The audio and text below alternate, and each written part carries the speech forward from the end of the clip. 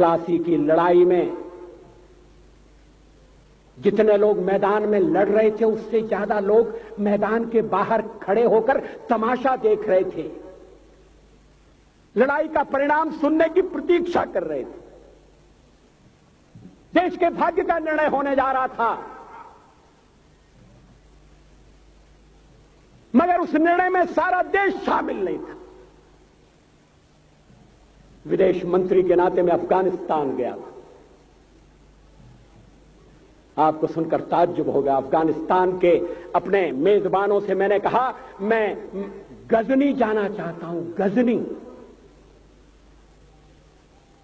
पहले वो मेरी बात उनकी समझ में नहीं आई। कहने लगे गजनी तो कोई टूरिस्ट स्पॉट नहीं है, गजनी में कोई 5 स्टार होटल नहीं है, गजनी में आप जाकर क्या करेंगे, गजनी में आप जाकर क्या देखेंगे। मैं उन्हें पूरी बात नहीं बता सकता।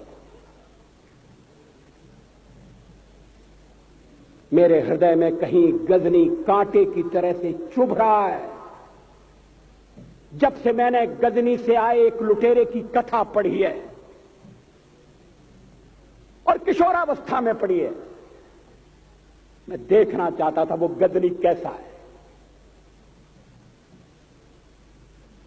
आपको सुनकर ताज्जुब होगा, महमूद गजनी का अफगानिस्तान के इतिहास में कोई स्थान नहीं है।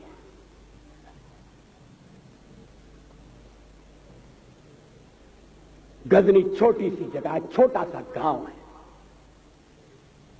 कल्पना करिए सैकड़ों साल पहले वहां धूल उड़ती थी, झोंपड़ियां थी, मगर एक लुटेरा लुटेरों को इकट्ठा करता हुआ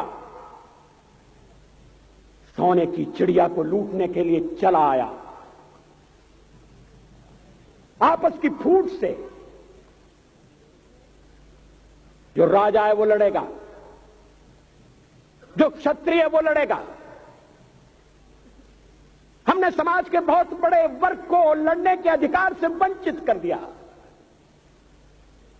हमने उन्हें हथियार नहीं उठाने दिए।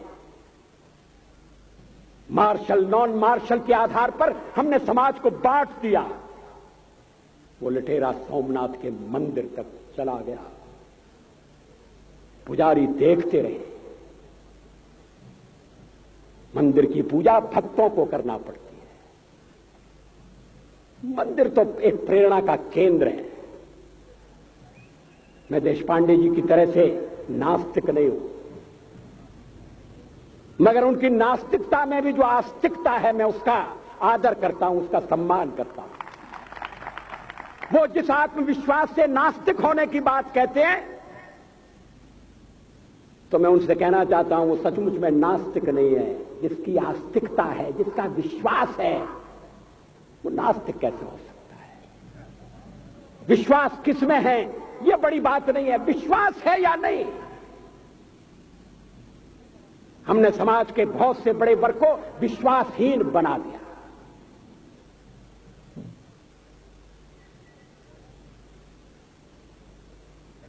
लोगों ने हथियार नहीं उठाए, वेद पढ़ने के दरवाजे बंद कर दिए। इसलिए हम पादाक्रांत हुए। अफगानिस्तान में मैंने एक बात और देखी। मुझे जिस होटल में ठहराया गया उसका नाम था कनिष्क। अफगानिस्तान एक मुस्लिम देश है। मुझे बड़ा ताज्जुब हुआ। मैंने कहा कनिष्क यहां कहां से आया। तो मेरे साथ अफगानिस्तान के विदेश मंत्री थे। मैंने कहा कनिष्क आपका कौन लगता है, कनिष्क से आपका क्या संबंध है। कहने लगे कनिष्क हमारा पूर्वज है, कनिष्क हमारा पुरखा है। He was one of our four father. मैंने कहा तब तो हमारे आपके पुरखे एक हैं।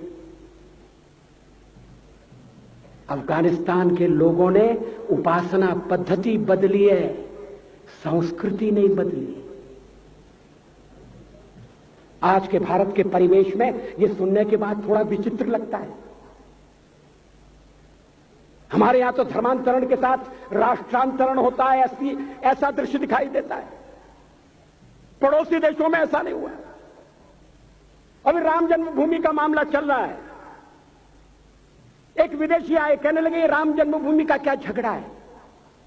हमने कहा इस पर विवाद हो रहा है कि श्री राम कहां पैदा हुए थे, और जहां पैदा हुए थे वो स्थान उनके मंदिर के लिए प्रयुक्त किया जाए या न किया जाए। वो इंडोनेशिया से आए थे, वो मुसलमान है। कहने लगे हम तो समझते थे कि राम के लिए सारे भारत में आदर होगा, सम्मान होगा। हमने कहा ये आपने कैसे समझा। कहने लगे आप तो इंडोनेशिया आ चुके हैं, इंडोनेशिया में बहुत से लोगों ने इस्लाम स्वीकार कर लिया, मगर श्री राम को विस्मृत नहीं किया, श्री राम को भुलाया नहीं। इंडोनेशिया के बाली द्वीप में 1 महीने रामायण की लीला होती है। मैं उस समारोह में जा चुका हूं।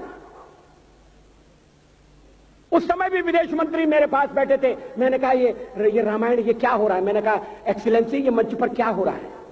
कहने लगे एक्सीलेंसी आपको पता होना चाहिए। हमने कहा मुझे तो पता है मगर मैं जानना चाहता हूं। कहने लगे ये रामायण है, ये राम है, ये लक्ष्मण है, ये सीता है। हमने कहा इनसे आपका क्या संबंध है, आप तो मुसलमान हैं।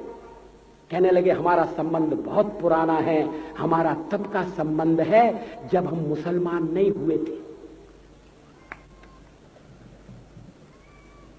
थाईलैंड की राजधानी अयोध्या कही जाती है। थाईलैंड के राजा को आज भी राम कहा जाता है। सावरकर जी ने हिंदू राष्ट्र की बात कही, हिम्मत के साथ। बुनियादी तौर पर भारत हिंदू राष्ट्र है।